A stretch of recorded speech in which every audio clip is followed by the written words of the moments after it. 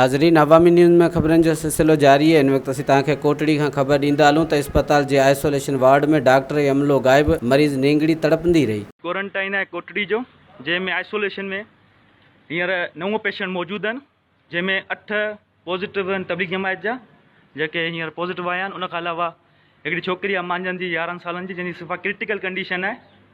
हिते कॉन्ट्रैक्ट ते 8 nurse available कया आहिनि हिननि, जिन में 3 मॉर्निंग में हूंदा आहिनि ऐं 3 इवनिंग में, 2 नाइट में हूंदा आहिनि, पर हिकिड़ो नाइट में हींअर।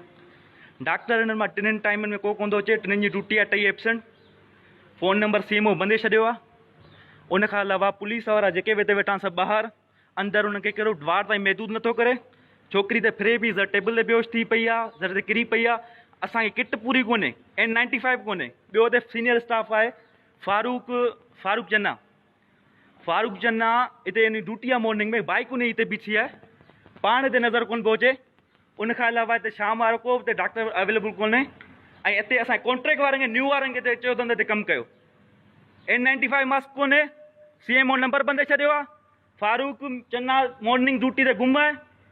2 डॉक्टर 3 शिफ्ट में कोन। नाइट में छोकिरी तबियत ख़राब थी पई आहे, उहा बेहोश थी वई आहे। उन खां पोइ हिते को डॉक्टर कोन जो हुनखे ॾिसे।